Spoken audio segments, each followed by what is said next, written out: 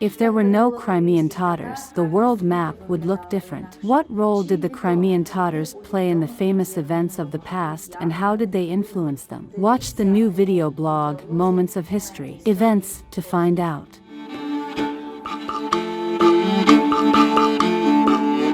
375 years ago in March, a military alliance was concluded between the Crimean Khan Islam Giray III and the future Hetman Bohdan Khmelnytsky.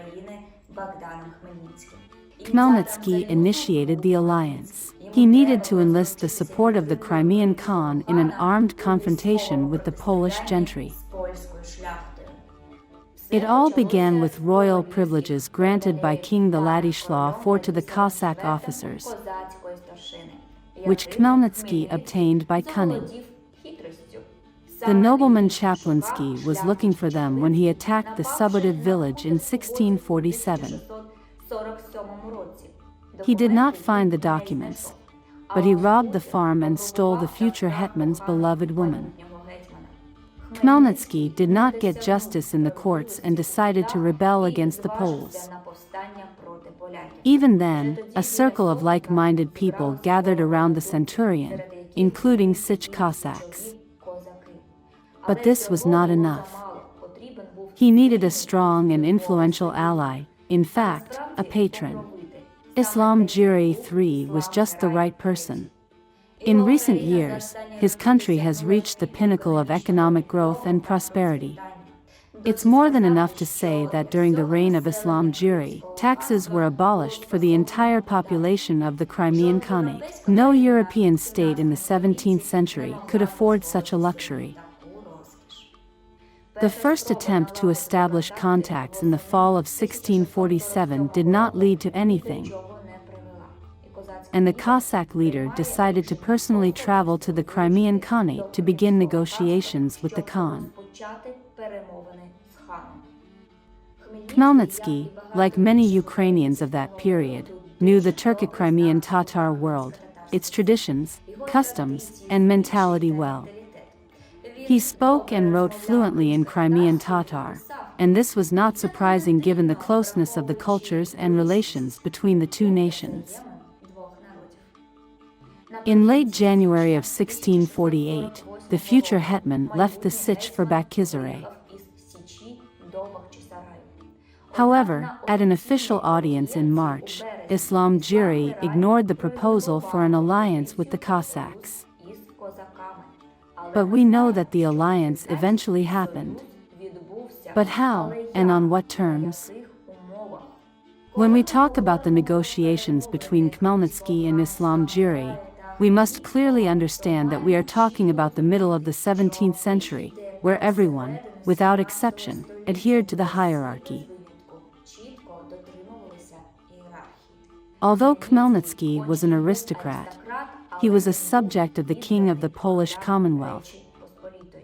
And a subject of another country has no right to ask for anything, let alone enter into an equal alliance with the monarch of a neighboring state. The only possible option here could be the following one: if the king's subject voluntarily became a citizen of the Khan. And Khmelnytsky knew this very well.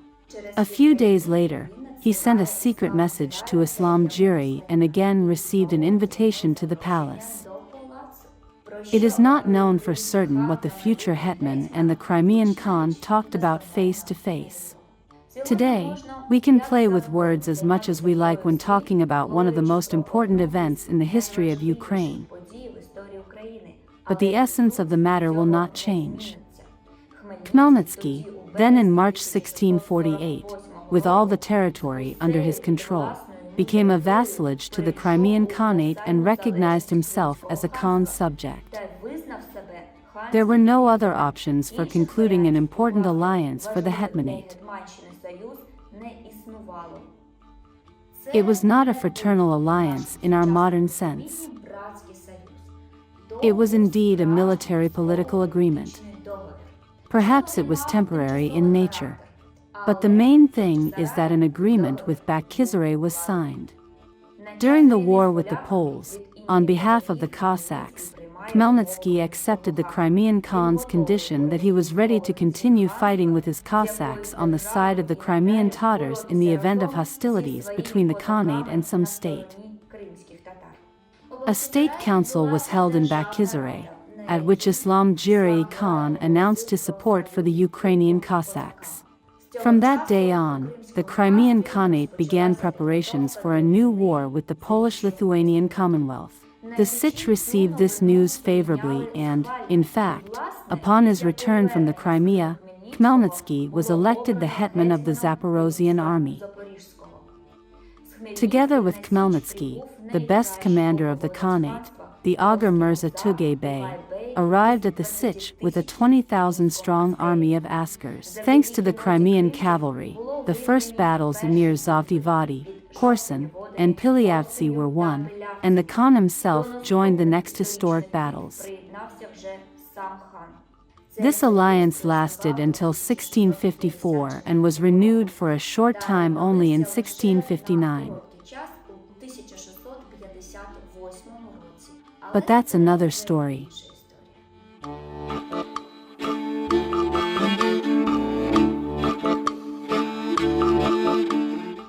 Follow us on all social media pages of the Crimean House, subscribe, and support us with your likes.